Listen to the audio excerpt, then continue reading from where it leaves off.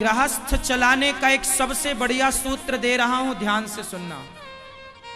माता और पिता दो, ये लोग कुछ भी कहें, इन्हें कभी पलटकर जवाब मत दो।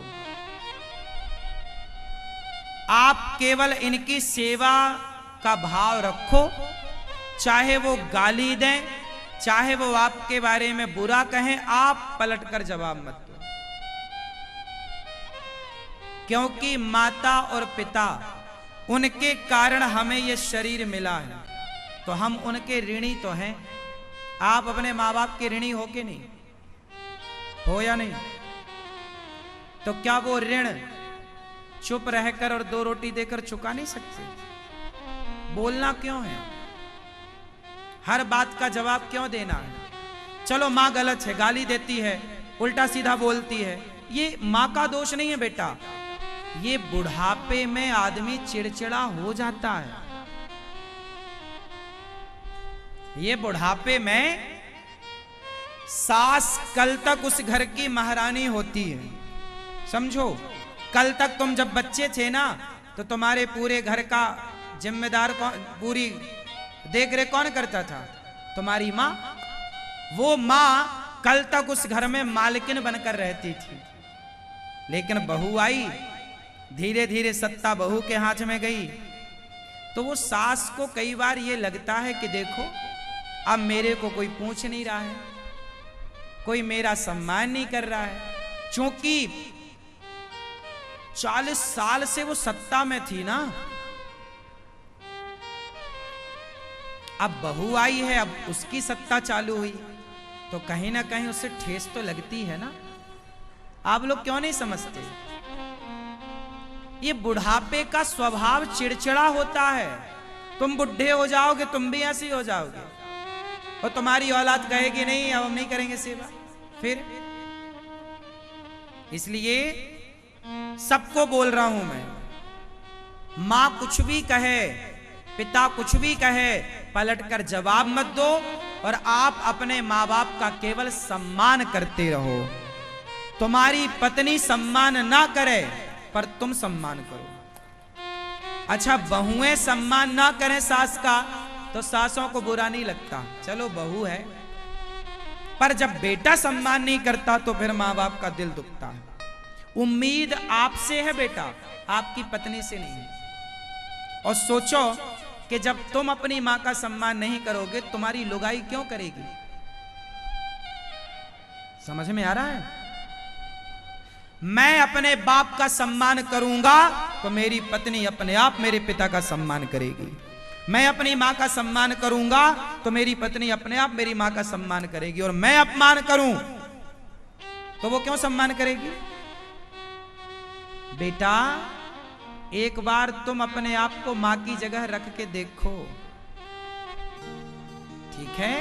मैं मानता हूं कि मां बहुत मुंह चलाती होगी, मैं मानता हूं कि दिन भर मां बड़बड़ बड़बड़ करती होगी, पड़ोसियों के घर जाके तुम्हारी बुराई निंदा करती होगी, लाख हो सकती हैं बुराइयां, पर तुम, गलती तुम्हारी मानी जाएगी, मां की गलती ना मानी जाएगी। गलती बेटे की मानी जाएगी, बाप की ना मानी जाएगी। भले बाप गलत हो, भले मां गलत हो, पर गलती किसकी मानी जाएगी? बच्चों की। लोग क्या कह रहे, बच्चे सेवा नहीं कर रहे हैं, जबकि भले कर रहा है वो माँ, भले गुस्से में ना करा रही हो। कई बार माता पिता भी चिड़चिड़े हो जाते हैं, वो भी बच्चों से सेवा नहीं लेते। करे सेवा, खाए को दे तो कुछ माताएं ऐसी होती हैं कि बहू खाना दे रही है, बहू का नहीं खा रही है, पड़ोसन के घर जाके बहन खाना दे दो, मेरी बहू ने तो खाना नहीं दिया, जबकि दे रही थी, पर उसे तो रोने की आदत हो गई है। ऐसे भी कुछ केस हैं। ऐसी स्थिति में भी आपको धैर्य रखना चाहिए, समझाना चाहिए, सम्मान ना खोइए, मां के प्रति आदर ना खोइए। और माताओं को भी अपनी ये आदत सुधारनी चाहिए कि बहू जब दे रही है तो खाओ, तुम पड़ोसन से काहे भीख मांग रही हो? तब तो बेटा बहू को बुरा लगेगा कि मेरी माँ मैं दे रही हूं तो खा नहीं रही हो, पड़ोसन से मांग रही हो, उससे बुरा लगेगा। तुम भी मैया कम नहीं हो, तुम्हारे 6 बेटे हैं, कोई तो सही होगा, सारे गलत कैसे हो सकते हैं? तुम भी फिर गलत हो कहीं ना कहीं। एक हाथ से ताली नहीं बजती। क्यों जी, बात सही है? सब कैसे गलत हो जाएंगे भाई? गृहस्थी एक पक्ष से नहीं चलती।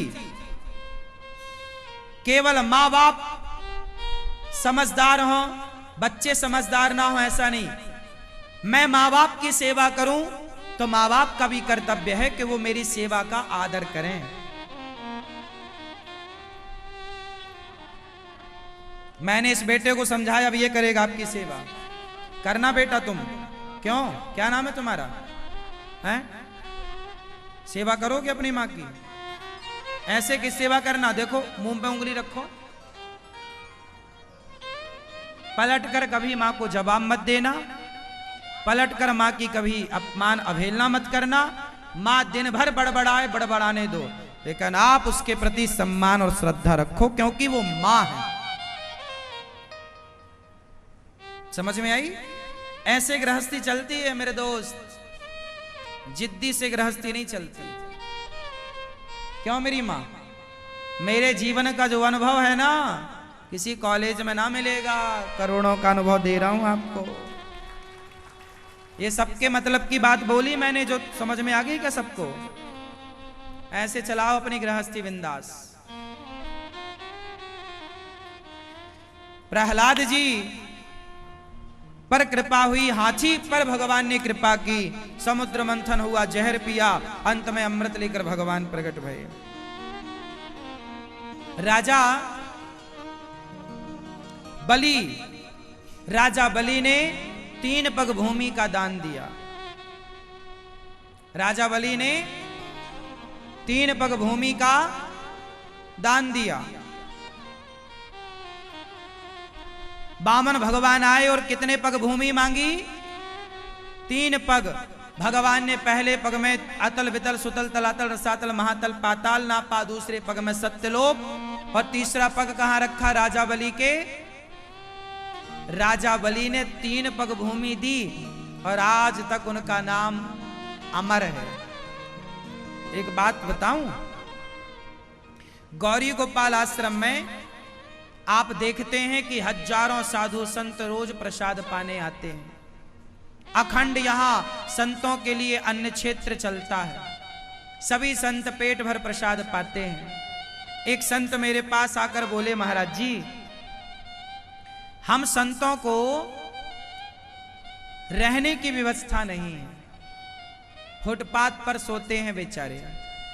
ऐसे संतों को रहने की व्यवस्था हो, उसके लिए संतों ने मेरे से कहा कि आप कुछ प्रयास कीजिए।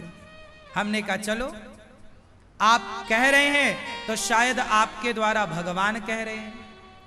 तो हमने उन संतों की बात मानी और संतों के लिए हमने सोचा कि एक संत निवास बनाया जाए। पर संत निवास बनाने में एक चुनौती ये थी कि सबसे पहले भूमि चाहिए। क्या चाहिए? भूमि। अब ये गौरी गोपाल आश्रम बना तो यहां माताएं रहती हैं। संत निवास थोड़ा अलग हो, माताओं का निवास अलग, पुरुषों का निवास अलग हो, उसके लिए क्या चाहिए? ये भूमि में तो गौरी गोपाल वृद्धाश्रम वृद्ध माओं के लिए बन रहा है। अब संतों के लिए भूमि चाहिए, फिर संत निवास बनेगा। तो मेरी प्रार्थना है कि राजा बलि ने वामन भगवान को 3 पग भूमि दी, तो आप भी संत निवास के लिए कम से कम 1 पग भूमि दे सकते हैं तो 1 पग दीजिए, 2 पग दे सकते हैं 2 पग दीजिए, 3 पग दे सकते हैं 3 पग, 1 गज दीजिए, 1 फीट भूमि दीजिए, 1 इंच भूमि दीजिए। दुर्योधन बोला कि मैं सुई की नोक बराबर भूमि भी नहीं दूंगा, सुई की नोक बराबर भूमि भी नहीं दूंगा। बताओ, दुर्योधन तो बोल रहा मैं सुई की नोक बराबर नहीं दूंगा। तो आपसे प्रार्थना है कि आप 1 पग नहीं दे सकते तो सुई की नोक बराबर तो कम से कम आप दो। एक सुई की नोक रख जाए इतनी भूमि भी आप यदि देने का मन बनाए तो आपके द्वारा भूमि दान ही कहलाएगा। भूमि दान जरूर करना चाहिए। और भूमि दान, आपकी भूमि पर संत निवास बनेगा, संत बैठकर भजन करेंगे वहां पर, तो उनके भजन का फल किसे मिलेगा? आप सबको कि आप सबने भूमि दान दी है, तो आपको लगे तो आप भी उन संतों के लिए भूमि दान कीजिए, भूमि का सहयोग कीजिए।